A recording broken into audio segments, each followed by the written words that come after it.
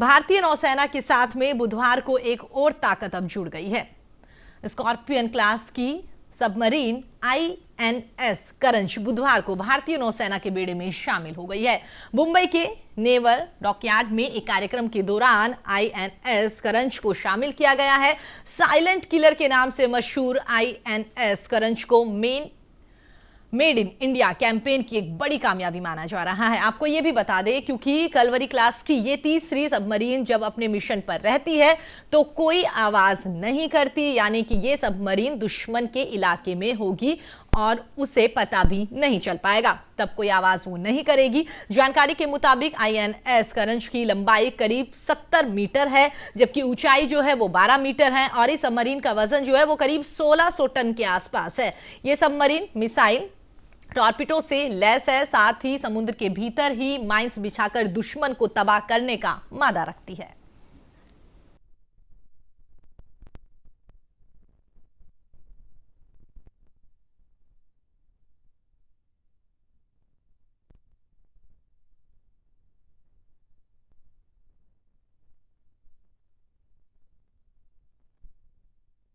को कह सकते हैं कि भारतीय नौसेना को एक नई ताकत यहां पर मिलती हुई नजर आ रही है। उसी को लेकर आप अपनी टीवी स्क्रीन पर तस्वीरें भी देख सकते हैं, किस तरीके से पूजा पाठ के साथ में विधि विधान के साथ जो भी फॉर्मेलिटीज थी उन सबको यहां पर कंप्लीट किया गया और उसके बाद में भारतीय नौसेना में सबमरीन को यहां पर शामिल कर लिया गया है। साथ ही आपको ये भी बता दें, आप तस्वीरों में देख सकते हैं किस तरीके से नौसेना के तमाम सैनिक जो हैं, तमाम अधिकारी जो हैं इस दौरान इस कार्यक्रम में शामिल हुए।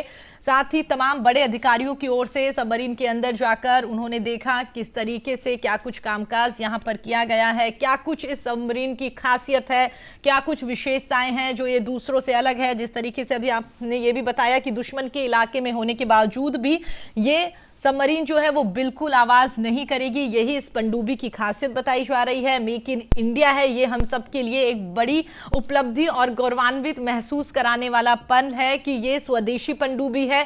साथ ही साइलेंट किलर नाम से इसे लगातार मशहूर किया जा रहा है। सबसे बड़ी बात यही है, जिस तरीके से तमाम दूसरी सबमरीन जो है, दूसरी पनडुब्बियां जो है वो जब भी चलती है तो पानी के अंदर आवाज करती है और कहीं ना कहीं दुश्मन को इस बात का अंदेशा हो जाता है कि हमारे पीछे दूसरी सबमरीन आ रही है। लेकिन जिस तरीके से इस सबमरीन का निर्माण किया गया है, इसे बनाया गया है, ये अपने आप में बेहद खास है।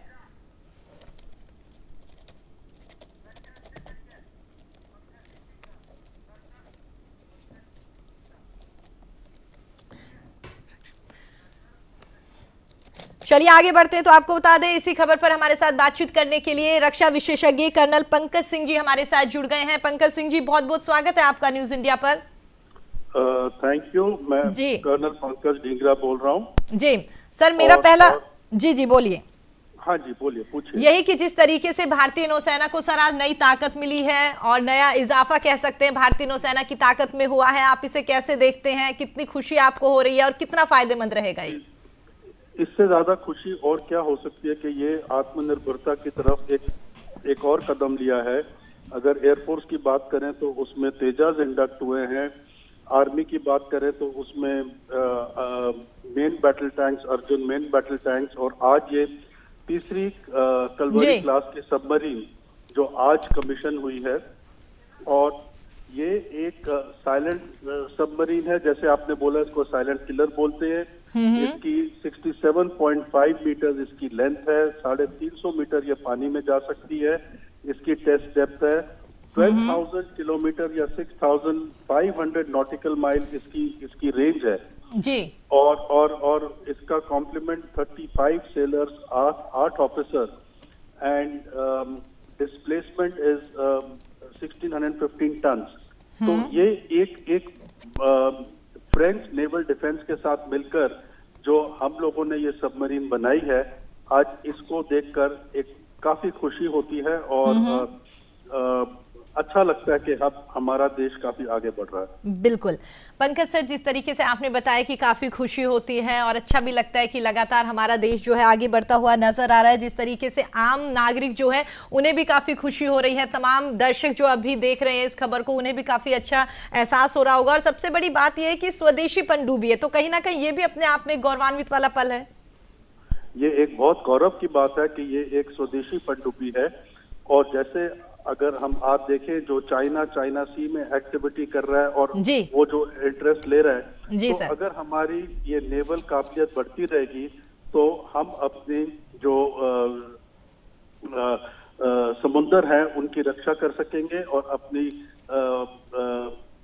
देश की आत्मनिर्भरता को देखकर बहुत ही खुशी है मुझे। बिल्कुल। और तमाम जो दूसरे देश है, जिस तरीके से लगा, अभी आपने चीन का भी नाम लिया और साथ ही आपने कहा कि तमाम दुश्मन देश जो हैं वो लगातार हमेशा इस ताक में रहते हैं कि कहीं ना कहीं कोई ऐसी कमी दिखाई दे जिसकी वजह से हम वहां पर आक्रमण करें, या कहीं ना कहीं कुछ भी एक छोटा मोटा ऐसा कामकाज हो जिसकी वजह से लगातार भारत को नीचा दिखाने की कोशिश की जाए। तो कह सकते हैं कि दुश्मनों के लिए भी ये एक अच्छा, हमारे लिए अच्छा और उनके लिए एक बुरा संकेत इसे बोल सकते हैं। और जिस तरीके से ऐसे हथियार अगर लगातार, ऐसी सबमरीन अगर लगातार सैनिकों को मिलती रही तो उनका मनोबल भी काफी हद तक बढ़ता हुआ दिखता है। बिल्कुल सही है। और जैसे कहते हैं offence is the best defence. अगर हमारी ऐसे ताकत बढ़ती रहेगी तो हमारे जो दुश्मन है कोशिश भी नहीं करेंगे कि हमारे को ललकार सके। बिल्कुल सर, हमारे साथ जुड़ने के लिए, पंकज सर, बातचीत करने के लिए आपका बहुत बहुत धन्यवाद। तो आपको बता दें, रक्षा विशेषज्ञ कर्नल पंकज जी हमारे साथ जुड़े हुए थे। उन्होंने बताया किस तरीके से लगातार भारतीय नौसेना में, भारतीय बेड़े में जिस तरीके से सबमरीन शामिल की गई है वो वाकई काफी गौरवान्वित वाला पल है।